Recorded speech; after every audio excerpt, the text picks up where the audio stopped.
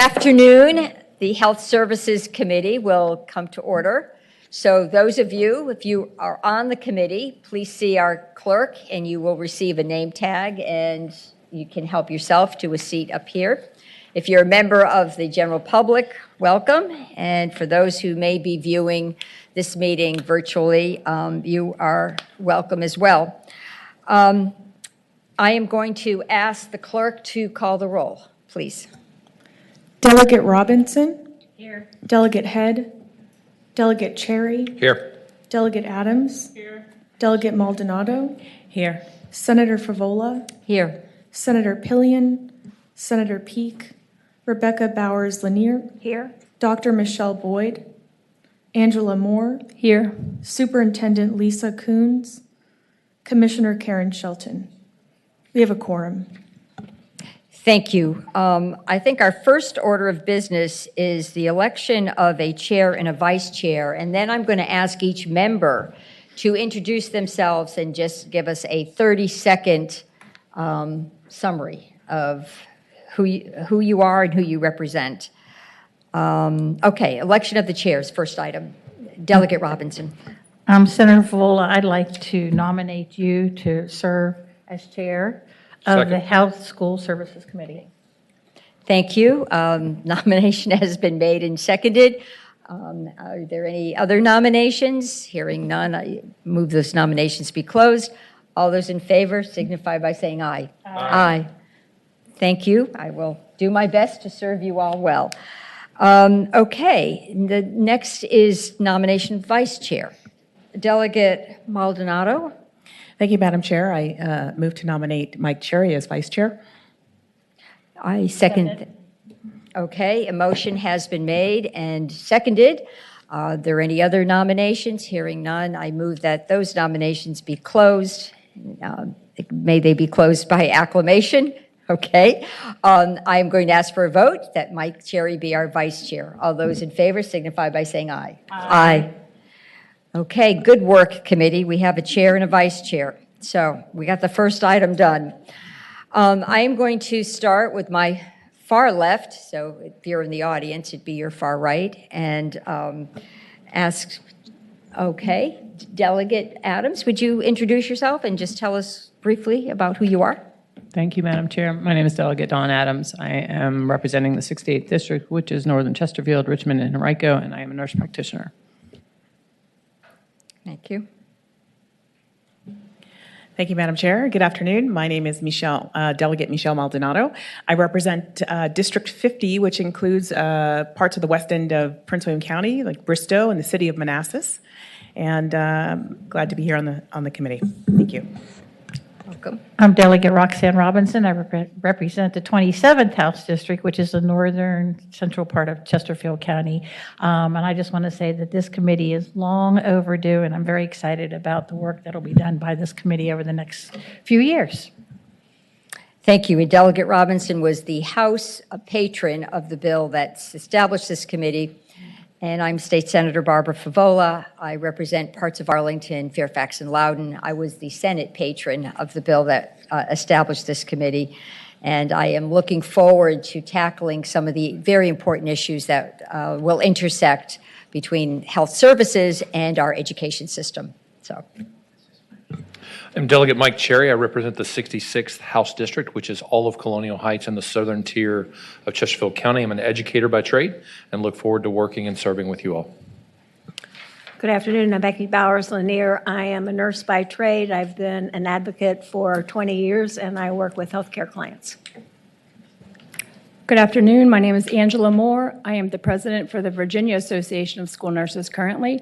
I have been a school nurse for 20 years in Chesterfield County. I am nationally certified as a school nurse, and I'm also a certified developmental disability school nurse, and I'm proud to be here to represent the school nurses today. Thank you. Thank you.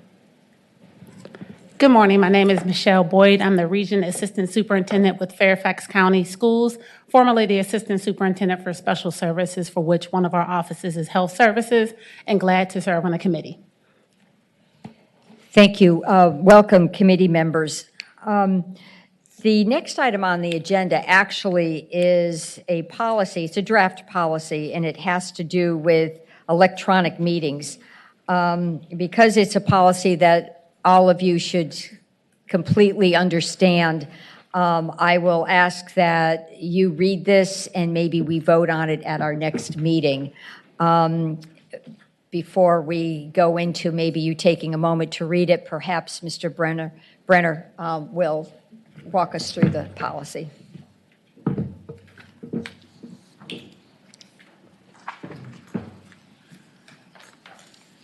Thank you, Madam Chair. Members of the committee, it's good to be with you this afternoon. Welcome. I think I know most of you, but for those who I haven't met yet, I'm Ryan Brimmer. I'm an attorney with the Division of Legislative Services. And I do just have a couple short slides here. I don't know, Jillian, if we could pull those up. So I can explain a little bit more about that virtual policy and then just bring you through a couple of background items as you get going on your work this interim. In terms of that electronic meetings policy, just very briefly, 2.2-3708.3 of the Code of Virginia, there were some significant changes made there in Delegate Bennett Parker's House Bill 444 in the 2022 session. Those became effective this past September 1st. And basically, I'll just read the relevant portion of the statute so you're kind of aware of what's going on.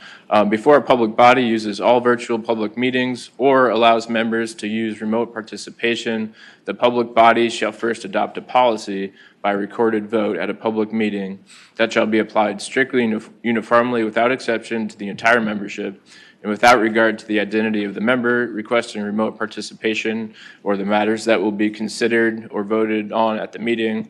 And that policy shall, number one, describe the circumstances under which in all virtual public meeting and remote participation will be allowed and the process the public body will use for making requests to use remote participation, approving or denying such requests, and creating a record of such requests. Number two, fix the number of times remote participation for personal matters or all virtual public meetings can be used per calendar year, not to exceed 2 times per calendar year, or 25% of the meetings held per calendar year, rounded up to the nearest whole number. So I have included a sample policy for your consideration. As you mentioned, Madam Chair, this is just for you to digest today. We can certainly make whatever changes any of the members would like to see to that policy. One of the advantages of meeting sort of later in the interim is that many different committees have already adopted these. So what I did is just kind of looked around. I looked at the Code Commission's policy. It was very simple and straightforward. So I used that as a template. And basically for remote participation, if you want to participate remotely as an individual member, what you would do is under this proposed policy, just notify the chair through staff, which is everyone you see in this front row here, and just let us know what the circumstance is, and then we can kind of take it from there. Then for the all virtual meetings, those would be permitted by request of an individual member, again, through the chair and committee staff in accordance with the procedural requirements set out in statute, which would really include providing notice of that meeting and access to the public through electronic means so that everyone could kind of get on the Zoom and participate in that way. So really, you won't be able to do either of these things until you do adopt the policy, but I just wanted to give you something to chew on here today. And I guess I'll pause there and ask Madam Chair if there are questions or if anybody has suggestions for any additions or subtractions to the policy. Okay, thank you, Mr. Brimmer. Colleagues, do you have any questions or comments? There was a statutory framework that was the backdrop for this policy. So, and as far as I can tell, this tracks a lot of the policies that other commissions have adopted. Yes, that's correct. My goal is that we can take this home and come back and vote on it in November. I will need a quorum present to adopt this in November, so I hope that's okay. I notice we have 2 additional committee members who joined us. Would you please introduce yourself? Lisa Coons, State Superintendent of Public Instruction. Karen Shelton, Commissioner for the State Health Commissioner for Department of Health. Thank you for joining us and welcome. Okay, Mr. Brimmer, let's move on to item 4, which we're going to go over the history and the purpose of our committee and what we hope to accomplish. Okay, so this committee was established in 2022, as you mentioned, Madam Chair, by bills carried by you and Delegate Robinson. The purpose is very simple, one sentence, is to review and provide advice to the General Assembly and other policymakers regarding proposals that require local school boards to offer certain health services in a school setting. There are 15 total members of this committee, 8 legislative, 5 House, 3 Senate, 5 non-legislative citizen members. That includes 2 public school educators, 2 public health experts, and 1 public school nurse, and then the 2 ex officio members who've just joined us, the Superintendent of Public Instruction and the State Health Commissioner or their designees. Other considerations, administrative staffing is provided by, it's going to be the Office of the Clerk of the Senate, and legal research and policy analysis is provided by Legislative Services. In terms of committee recommendations, no recommendation of the committee shall be adopted if a majority of the Senate members or a majority of the House members appointed vote against the recommendation, vote for the recommendation to fail, notwithstanding the majority vote of the committee. And that's standard in these committees where you might be voting on legislation, so you want the legislative members to kind of have that say in something that might be going before the General Assembly. Then the committee shall submit its findings and recommendations to the General Assembly and the governor by October 1st of each year. Don't worry about that. We're probably not going to make that, but that's okay. We'll just kind of forge ahead, and we'll get recommendations when we're able. The sunset or the expiration of this committee is July 1st, 2025. So you might actually be thinking about next interim, in terms of your long-term work plan, whether you want to extend that out. But that's a standard 3-year sunset provision. I have a question on submitting its findings and recommendations. If we make recommendations along the way and we don't wait until October where we have a compilation of recommendations, we can send we can send a letter on a specific topic to the leadership of the General Assembly and the respective authorizing committees. So just so you know, we have a way of having our voice be heard. So. Thank you. And so that's all I had on the background, and I can move on to agenda item 5, if that's okay with you. Let me just ask my colleagues, do you have any questions or comments? Okay. Why don't we go ahead then to item number 5.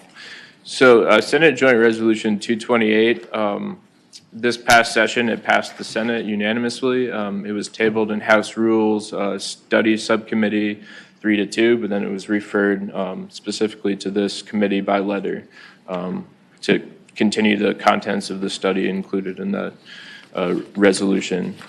So the directive is to study the feasibility of implementing recommendations from the Department of Education for qualification and training requirements of school personnel who administer health services to students, including these following 7 study items. Number 1 would be developing a consistent definition of school nurse, and that would be specifically defined as a registered nurse, requiring that each school in the Commonwealth employ at least 1 full-time RN, mandating all school divisions to participate in the annual school health survey. Number 4 would be sort of a grace period for LPNs who are currently school nurses to get the training and credentials they need to continue to use that title, to become RNs and to continue to use that title of school nurse. 5 would be researching ways to improve and expand mental health services available at schools by including school nursing services and behavioral health funding. Number 6, finding and providing options for school divisions to access cost-sharing opportunities such as Medicaid, and using those funds to cover the cost of employing more school nurses and other healthcare providers. And finally, number 7, some school divisions currently receive Medicaid reimbursement rates for nursing services, and that was a COVID pandemic relief measure that's expiring, so it would be exploring how to continue some of that without sacrificing quality or quantity of nursing staff and other healthcare providers in schools. And finally, I've included in your packets certain bills from the past couple of sessions where some of these recommendations have actually already been presented to the General Assembly, so I'll just point you to Delegate Adams' House Bill 1736 from 2 sessions ago. That would have basically implemented all of those recommendations relating to school nurses as RNs. And then Senator Kiggins in the next session, 2022, her SB 704 would have implemented the required participation in the annual school health survey. Neither of those bills passed, but I just kind of wanted to point out that individual members and the General Assembly as a whole has had some of these things before them, and we haven't passed anything yet, but they have been considered, and so those might serve as templates for moving forward in this committee. Mr. Brimmer, was the fiscal impact the primary reason the bills didn't pass, or was there concern about a mandate from school systems? If you could maybe give us a little insight into what happened. Yeah, Delegate Adams' bill, it did have a fiscal impact, and if you want to present this, I don't want to take words out of your mouth, but it did have a fiscal impact originally with the one school nurse per building. I think it got pared back to just deal with the RN titling issue, so that you couldn't call yourself a school nurse in a school unless you had that credential of being an RN. So that's kind of how it came over to the Senate, and it just narrowly didn't make it out of Senate Education and Health in that form. I'm not sure. I think there were some questions as to whether that pared back form would have a fiscal impact or not. I'm not the money person, but that's kind of the history of where that bill went. Delegate Adams. Thank you, Madam Chair. Just speaking to the bill, as well as a question about the study directives. There was a fair amount of controversy around the bill for a couple of reasons. The first of which did have to do with claiming the title of RN as a school nurse. There was a lot of controversy ultimately because LPNs are nurses. But the issue is a scope of practice issue where RNs practice independently and LPNs have to practice under either a physician or a registered nurse. So that was part of the issue. There was a fiscal impact that was part of the issue. But the question I have is relative to the objectives of the study, going back to your prior slide. Mm-hmm. Would it be possible to add the consideration of looking at an infrastructure support such that there would be, let's say, so I strongly believe that a registered nurse should be reserved for the school nurse. But within that, just like in other long-term care environments where there is a registered nurse and then there are nurses such as LPNs as extensions under their scope of practice.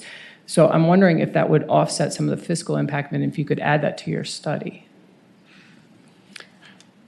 Yes, Mr. Brimmer. Yeah, Madam Chair, I think that'd be fine to take a look at that as part of the complete package. And it may come up. That may be a reality that schools are facing. So under your suggestion, Delegate Adams, it would be possible that individual schools could have LPNs, but an RN could be available to the system or... Right, there could be, say, let's just take a big school system like Richmond or Fairfax County, where you had maybe regional registered nurses, and then with underneath them, you had LPNs that would be school nurses, and that way it could offset some of the fiscal impact without upsetting practice standards. But within that, obviously, you would have to have a practice structure that was very clear so that LPNs weren't acting independently of some kind of template, which happens in other care systems. It doesn't currently happen in schools. I think that seems to be a model that we should look at. Yeah. And we can include. In terms of moving forward with the study, I was envisioning that maybe you and two members of the committee would perhaps have a virtual meeting with stakeholders to sort of come up with specific recommendations that the committee can look at and either choose to endorse or not. Is that realistic, or do you have another approach? I think that would be fine. I'm happy to facilitate in any way that the committee wants.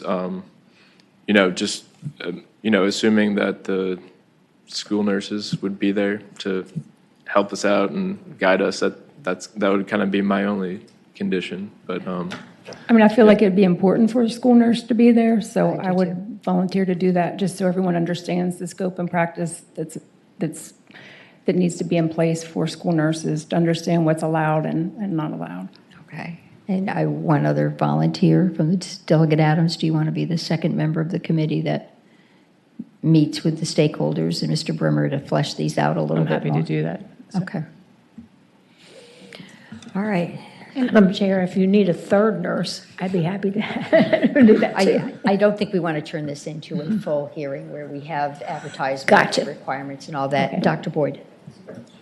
I wondered if it might be helpful to also have a school representative as we talk about the ideal option for RNs. I think one of the challenges that we're finding too is being able to get enough RN staff. And so looking at some different models, I know we talked about that kind of umbrella approach, but just being mindful that whatever we're recommending is something that's also viable and being able to be implemented across school divisions, large, medium, and small.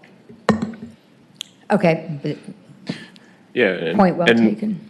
I mean, one suggestion, I can definitely meet with just the two, and then, present whatever we come up with to the full committee for input before the full committee ever meets again, so that way there's no FOIA consideration there of meetings, but that everyone kind of has a chance to weigh in. And Yes, thank you. Okay.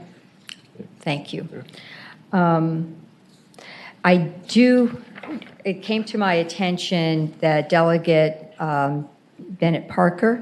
Elizabeth Bennett Parker, she's from Alexandria, has a proposal she wants to move forward with next session.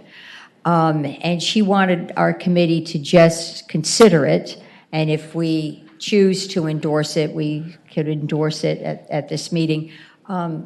Would you like to present that, Mr. Brimmer? Yeah, thank you, Madam Chair.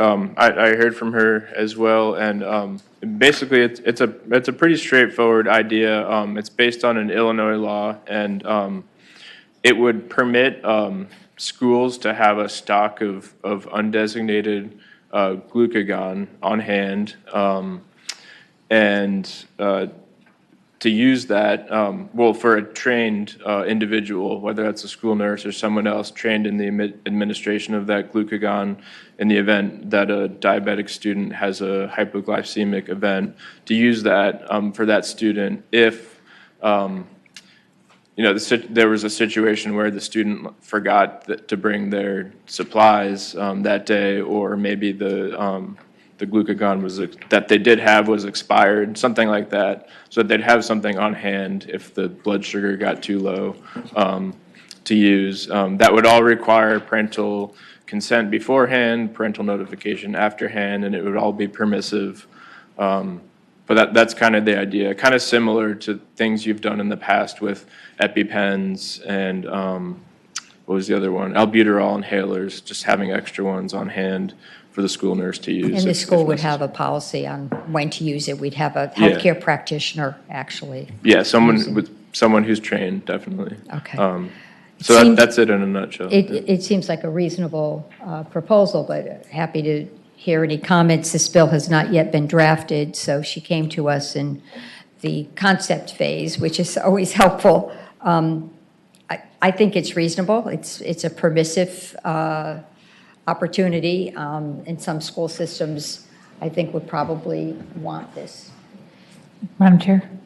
Yes, Delegate Robinson. So the only question as we move forward, and it may happen through the legislative process, will of course be the fiscal impact to the school systems, and being another additional unfunded mandate that the legislation. This is permissive. It'll be permissive. We will not require school systems to do Okay. this. That would be my only concern. Okay, so we took care of that with the permissive language. Okay. Are there other comments? Yes, Delegate Cherry and then Delegate Maldonado. I presume there's something in there with the hold harmless in the administration of that. I know when we look at the EpiPens and Narcan and that kind of stuff, there's always a caveat to make sure that if someone is in good faith using that Right. there's not charges that are going to come out of that. Yeah, we'll definitely look at that in the bill. Yeah, when we do these bills relating to EpiPens or whatever else, we always add that into that Good Samaritan law. I think we might already be covered with insulin and glucagon in there, and this wouldn't really add anything new. So we might already be covered, but yeah, we'll definitely take a look at that and make sure that, if you're doing this in good faith, you're not going to be held civilly liable.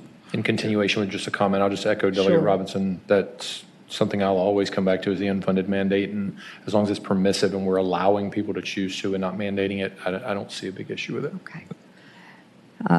Thank you, colleagues, for your questions. Delegate Maldonado. I was just had thank you, Madam Chair. My question has been answered. Okay, all right. So, colleagues, I think, but I would like a vote that we agree that this is we're in favor of this in concept. We haven't seen the language yet, but maybe one of you can make a motion that we would endorse this permissive option for glucagon in concept. Okay, Seconded. motion has been made by Delegate Maldonado, seconded by Delegate Adams. All those in favor signify by saying aye. Aye. Okay, so we've taken a position in concept on this bill, and we can communicate it appropriately to the lawmakers. And I'll definitely have some language ready for whenever you decide to meet next. In November, Yep. okay, all right. So that you won't be doing work for naught. We're already sort of conceptually with you. Okay, we're very efficient, colleagues. The next item, potential additions to our work plan. I'm envisioning the committee to work somewhat like the FOIA committee works, where in part we're driven by ideas and legislation that comes before the General Assembly, and our colleagues, our lawmaker colleagues, really want our input or comment on it. That's part of our mission. I think the other part is we can also delve into topics that we feel really do deserve a deeper look than what the General Assembly process can provide. So if we need to do studies on topics, that would be helpful too. I don't have any additional comments for our work plan, unless, Mr. Brimmer, do we, other than the study that's before us, I don't have another topic on the work plan, but I am all ears if you have gathered one. Thank you, Madam Chair. No, I haven't, other than what we just discussed with Delegate Bennett Parker reaching out, I haven't either. Just wanted to include that on there in case any of the 10 members here today had other ideas. But I don't have anything. I haven't heard anything else at this point. So for the next meeting, colleagues, if there's some ideas you want us to do a deep dive on, we will deliberate on those ideas and put in terms of putting it into a work plan. And then the work plan will really take effect in 2024. So we have until now, the next meeting, to think about topics that we may want to delve into. We will also have a draft of the glucagon that we just spoke of. And perhaps we will have some recommendations coming back to us from the stakeholders and our two members who are going to be looking into the study recommendation, SJ228.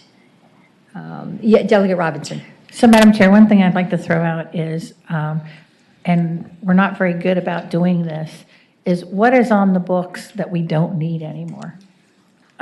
What can be gotten rid of, amended so it makes more sense to our current school system and the way we're set up?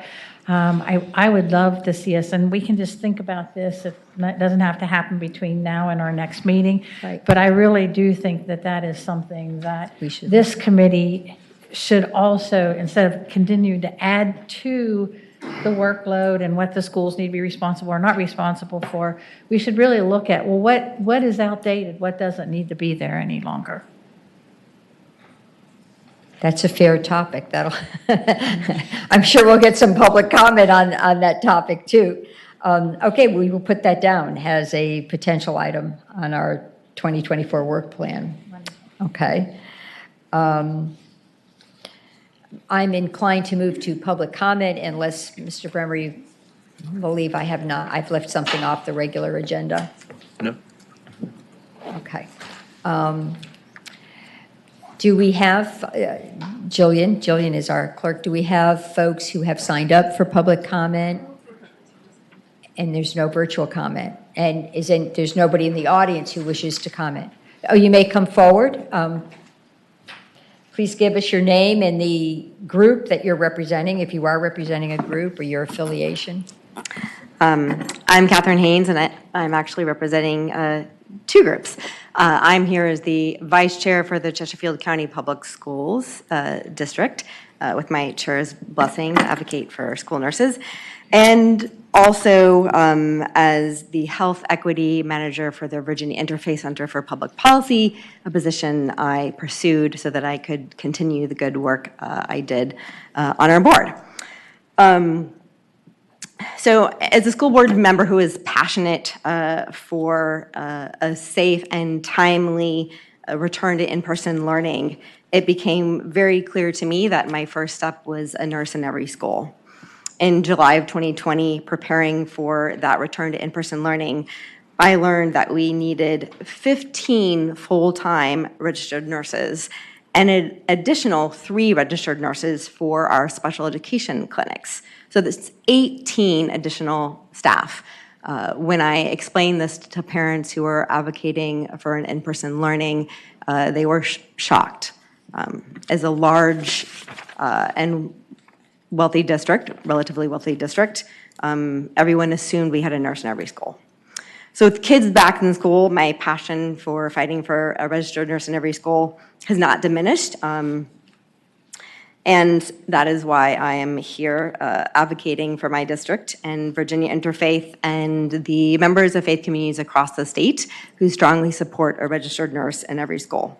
Supporting an RN in every school is critical to the governor's Right Help Right Now priority. According to the National Association of School Nurses, quote, school nurses are frontline healthcare professionals and frequently are the first school staff to identify students with symptoms of stress, anxiety, depression, and other behavioral health challenges. School nurses are then able to coordinate care and make referrals to school and community-based providers. I support the recommendations put forth in House Document 21. Actually, I was on the committee that produced this report. However, as a politician, I understand that recommendations without a revenue stream are not sustainable. Multiple organizations, including the National Center for School Mental Health, the Council of Chief State School Officers, the Healthy School Campaign, and Georgetown University's McCourt School of Public Policy, have pointed out that the expansion of school-based Medicaid programs can ensure that school-based health services expanded through ESSER funds during COVID, such as nursing services, remain sustainable. Virginia covers 878,060 children through Medicaid. Voices for Virginia's Children did an analysis that estimated that Georgia's Medicaid expansion, which Virginia is now pursuing, to allow claiming and reimbursement for just school nurses alone, would bring in an additional $48.6 million in federal revenue to their state. On August 10th, the superintendent of Chesterfield County Public Schools, Henrico County Public Schools, Virginia Beach City Public Schools, and Loudoun County Public Schools sent a letter to Virginia delegates, so I'm sure you received it, emphasizing that the additional flexibility to build Medicaid for health services provided to Medicaid-eligible children in our schools is an incredibly important part of keeping our children healthy, ready to learn, and thriving in the classroom. I urge this committee to join the voices of those superintendents and urge the General Assembly to advocate for the timely approval of the Virginia State Plan amendment, the SPA amendment, that allows schools to bill Medicaid for school health services for Medicaid-eligible students as a pathway to sustainable funding for a registered nurse in every school. Once the SPA is approved, I have a lot of other ideas. The General Assembly must ensure that all local education agencies have the necessary support to leverage this funding. Often our rural districts would like to use registered nurses, but need help with billing, et cetera. And other states have provided this funding by incentivizing and explaining the money that they're leaving on the table when they do not have a registered nurse. So that is a lot. I'm very excited and incredibly grateful for this committee, and if there's anything I can do to help advocate for your work, please do let me know. Thank you. Catherine Haynes, Chesterfield County Public Schools, and Virginia Interfaith Center for Public Policy. Thank you, Ms. Haynes. There was another hand up.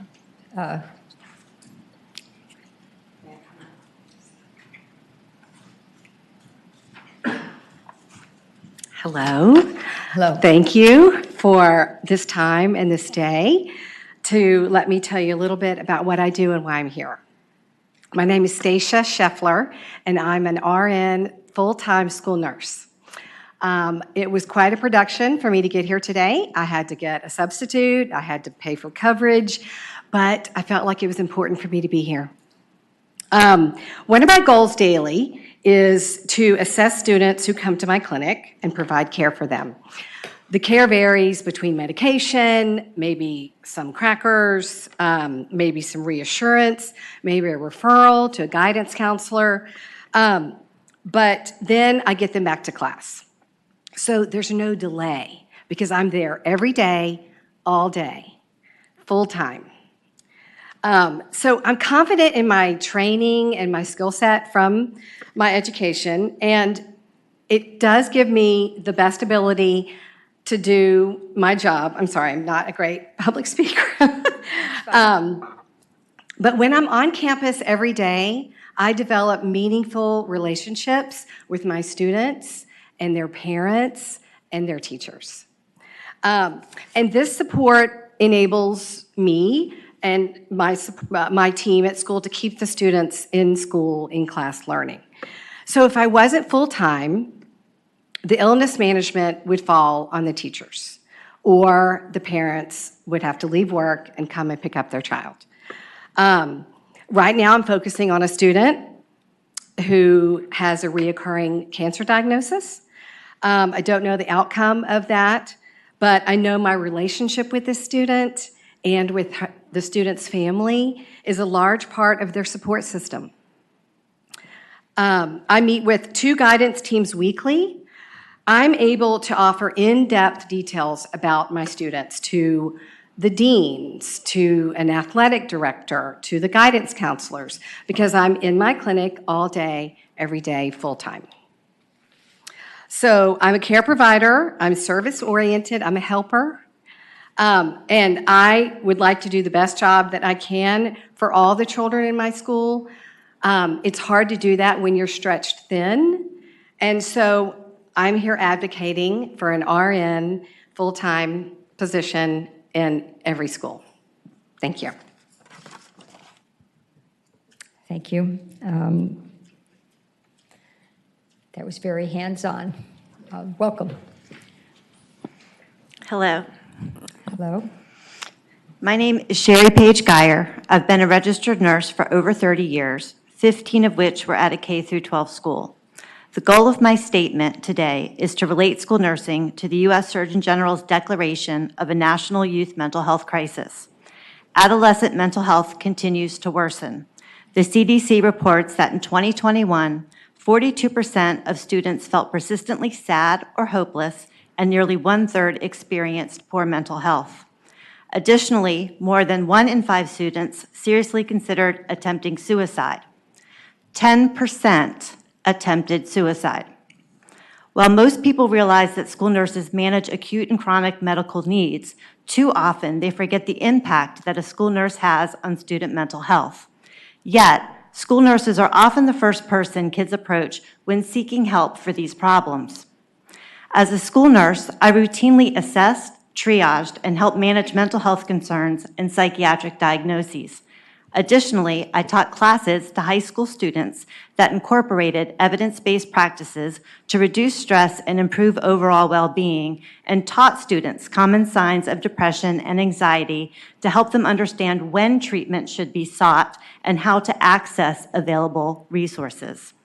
School nurses are a vital part of the behavioral health care team needed to combat the nation's teen mental health crisis. This is key when there are so many barriers to mental health treatment and so many access to care issues. With half of all psychiatric illnesses beginning by age 14, having help in a space that reaches nearly all young people, Virginia's vast school system has the potential to make a quality difference and save lives. One of the best strategies to help Virginia's youth get the best education possible and remain as healthy as possible would be to hire at least 1 full-time registered nurse for every school throughout the Commonwealth. Thank you. Thank you. Are there any other commenters?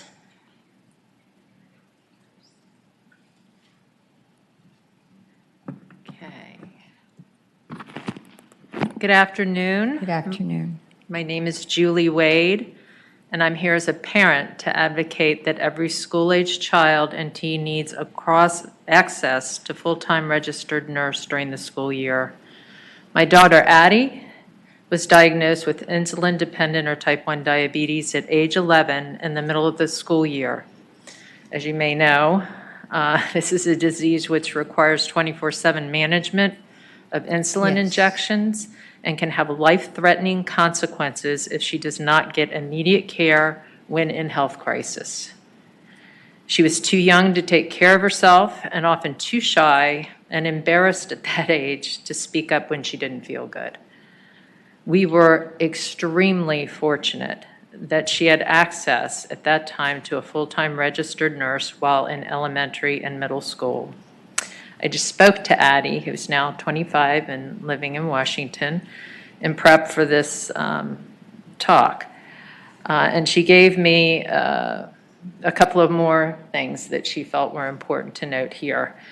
A couple more benefits. The health clinic in her school provided her a safe place to go and someone who could help her decide on insulin and glucose doses at a time when she was having one of these episodes, which can go on all day, as you well know, and her judgment was severely impaired. So this is a child who is trying to decide how much to dose, and she's feeling sick. She said that was really important. She also mentioned the significant emotional support that the nurse provided when she was feeling scared and vulnerable through education and support groups. So in short, Addie's nurse clinic kept her safe, kept her healthy, and provided emotional support, all of which helped her stay in school and even excel academically. For high school, she was accepted to the Maggie Walker's Governor's School. I was shocked to learn that there was no full-time nurse at that time. Addie and I no longer had the same peace of mind for her health care. We were forced to rely on really strong, dedicated, compassionate administrators and teachers. Each parent-teacher conference, I started out sitting down talking about this is what happens if she goes down. This is the glucagon, there's some in the office that I left there. Hopefully she has it with her, and went through all of the emergency steps so that she didn't have a life-threatening crisis. This is just not right, in my opinion. They are educators, not clinicians, and we already ask far more of them, which is outside of their expertise and their job responsibilities. It's for these reasons and so many more that I ask that the School Health Services Committee recommend to the Virginia House and Senate that a school nurse be placed in every school. Thank you so much for your time. Thank you. I have a question for staff. We, in this last budget, we did add enough state funding. It has to be drawn down by localities, of course, but we added enough state funding. So a range of professionals who might fall under the definition of counselors could be hired, and we could reduce the ratio of counselors to students. I would think a registered nurse would have to have special training to fall under that counselor category, but I will ask Mr. Brimmer if he could inform us on that. Yeah, Madam Chair, I will have to look at that and get back to you. My hunch is that, yeah, if it was provision in the budget relating to actually school counselors, then yeah, that most school nurses would have to go through a significant amount of training to get there and to provide those services. But I'll check in with appropriations and finance staff and get you a definitive answer. I think that might be helpful when you all sit down and talk about this. The other question I have is if the nurses do not fit under the definition of that appropriation language, and they may not, I'm wondering how extensive training would be to have them also serve in the mental health space for the students, or at least a gateway to identifying students that may be suffering from mental health issues and then need further treatment. And that's just something I throw out for the committee. Yes, Delegate Adams. Madam Chair, just to kind of clarify, the role of a registered nurse is a very broad and all-encompassing role where there is assessment and planning and evaluation and implementation throughout the entire system of the body, mental health included. But it is a completely different role than a counselor role. And so it wouldn't, so even as advanced practice nurses, APRNs can focus on a whole host of things, but when you're in a specialty, you have to stay in that specialty. So there is an entire psychiatric specialty that is separate. And so similarly, a mental health counselor would be a completely separate role, albeit very much a function of what a registered nurse would be able to evaluate is that this child needs mental health support and services. I think that's a fair answer. Thank you, Delegate Adams. So maybe in that role of evaluating whether the child needs mental health services, that might be something we could tuck under the appropriation language, but I'm not sure. We're just looking at it. I'm trying to find ways that might already be there where we could expand. Madam Chair, I think, having fought this battle unsuccessfully 2 years ago, if we universally prioritized our children's health, there would be an RN in every school.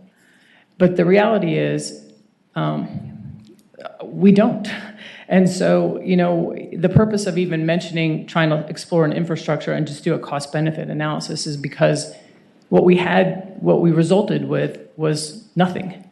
And so, if we prioritize our children's health and well-being, in today's day and age, when obesity is a huge epidemic that causes all kinds of secondary illness, when environmental exposure to just a wide variety of assaults on our physical and mental health well-being is just an everyday occurrence, we would value our children enough to have the appropriate level of health care available in the system in which, our children spend 8 hours a day, oftentimes longer if they're in extracurriculars. And in the workplace environment, in any kind of large workplace environment, there is a occupational health, section. And so, if it's like we're training our children to be little factory workers anyway, we should at least give them, the healthcare that we need, but we didn't prioritize it. And so the only reason to look at an alternative structure is knowing that it's not universally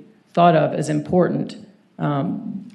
So it really will be a paradigm shift, I think, to get the right funding to do the right thing. And I don't know what the answer to how to explore that in a way that would actually speak to the hearts and minds of every legislator that would vote on it, but it certainly is, in my mind, it is the place that every child's health care, they don't all have access to equal health care, and so we need different access points. And that is the trajectory of their entire life. And how we set up their health in their early years, kind of like, it sets people up to how to think about their health through their entire life. So it's really about a paradigm shift, and it's unfortunate that we haven't gotten there yet, but this is why this is so important. So I just wanted to say that. Yeah, thank you. Right, I understand. Ms. Moore, did you have your hand on the? No, I disagree with her. I mean, the school system is the only establishment that has access to all children, from the time they come in to ensure that they have their immunizations, to have access to all those children. We don't ensure, there's no way to ensure that they all have access to a physician or that they are able to go in and continuously have those checkups, but we do have the ability to make sure that they all have access to school systems and to public education. And then if we have a registered nurse in all those buildings who have the ability to do an assessment on those children, which would require a registered nurse to do those things, that would be something, that Virginia would be able to be proud of and know that they're in those buildings and be able to keep records on those children. That would be a whole new data system that we would have on all of our children from, early education through 12th grade and even into, education beyond that if children continue that. Other schools in different states already have that ability. I understand that we have new data now. I think some of the standing points before is that we did not have data on how many schools had nurses, how many districts had nurses. My understanding is that now we might have more data to answer some of those questions, to move forward, to know exactly how many nurses we might have, how many we need to put in place in those districts. So I do believe some of those things will help us move forward with possibly a bill or, to know how much funding we will require. So I think that'll be helpful when we get those figures in front of everyone as well. Yes, I mean, this is complex but important. Madam Chair? Yes, Delegate Speaking to Maldonado. this briefly, I think one thing I would love to encourage us to do is to think about these approaches as not binary and not either or, but yes and. So I think there's probably layered approaches that we're going to need to take to address some of these issues. And the idea of data has come up. You've brought up, I think we have to really be very careful about how we pull in existing data from existing data points and data sets and think about what's the data, what's the dashboard that we may want to create that's not quite there to be able to tell the accurate story as we move forward. Yeah, I think that's, point well taken. Thank you for those who were able to share your perspectives with us. I appreciate that, and I'm sure that those in the audience who didn't share their perspectives probably align very nicely with the speakers who did come forth. Was there somebody else is there another commenter? There are those of us, yes. Okay, please come forward. Thank you. And if anybody else wishes to comment, you should line up behind this presenter. Go ahead. Oh, thank you. Good afternoon. My name is Rachel Sterling. I work as a school counselor. I worked for 21 years in an elementary school setting, and I was very fortunate to work with a registered nurse in my setting. I can attest to the coordinated care between myself as the counselor and our nurse. to support the well-being of the students we served. In my role, I would often overlap and interact with the same students as our nurse, prompting the need for collaboration and coordination of care.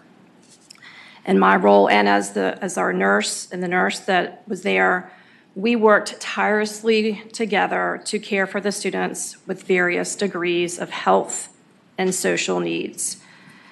Through these endeavors, we would often recognize the need to advocate, collaborate, consult, and deliver interventions to support student success.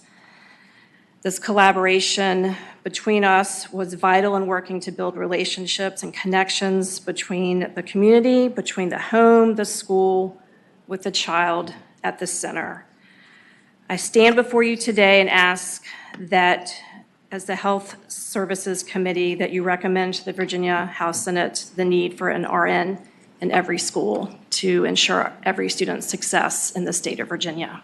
Thank you. Thank you. Good afternoon. I'm Leslie Strickler, and I am a working mother of 3 children who are now young adults but have come up through the Virginia school system. I am the daughter of a registered nurse, and I'm a concerned citizen. But I'm here today as one of the founding board members of the Cameron K. Gallagher Foundation, a not-for-profit mental health support organization for teens.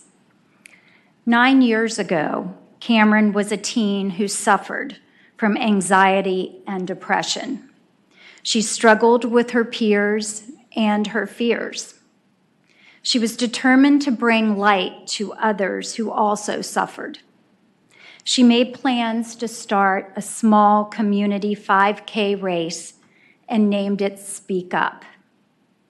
At the same time, she set a personal goal to run the Shamrock Half Marathon. She worked very hard to finish the race, and she did. Immediately after crossing the finish line, she collapsed and suddenly passed away from an undiagnosed heart condition. But Cameron's dream lives on through the work of the foundation. So what does the foundation do? We raise awareness of teen mental health to erase stigma. We educate in mainstream environments to provide support and tools for teens and their influencers. We prioritize mental health to inspire conversation and care. We give hope. Now, some things you might not know. 1 out of 5 teens suffer with mental health challenges, and more than 75% do not seek help. This is why having a registered nurse in schools can provide guidance to help students suffering and struggling with mental health issues. CKG encourages students to identify at least one trusted adult they can turn to, and many times it's not a parent. School nurses are frontline healthcare professionals that have been trained to identify symptoms of stress, anxiety, depression, and other behavioral health challenges. They play a critical role in prevention and proactive care. For these reasons, I ask you to please support having a registered nurse in every school. Thank you. Thank you. Okay, does anybody else wish to comment from the audience? Okay, seeing nobody come forward. All right, colleagues, I think we have a plan of action for our next meeting. It is likely to be in November. For those of you who may not be familiar with the legislative calendar, the clerks of the House and Senate have organized our calendars so we traditionally meet in the third week of the month, but I don't believe we have a date secured for November. Mr. Bremer, am I correct on that? Yeah, I don't think that the members have been polled for a November meeting yet, but Jillian can do that after the meeting. And it will likely be the third week in November? Either the first or the third, so we have that option of the first. So a calendar will be going out and we will poll folks. There's nothing else before the committee at this moment unless my colleagues would like to raise something. Okay. Hearing none, I'll entertain a motion to adjourn. Second. All those in favor signify by saying aye. Aye. Anybody wishing to oppose? I guess this committee is now adjourned.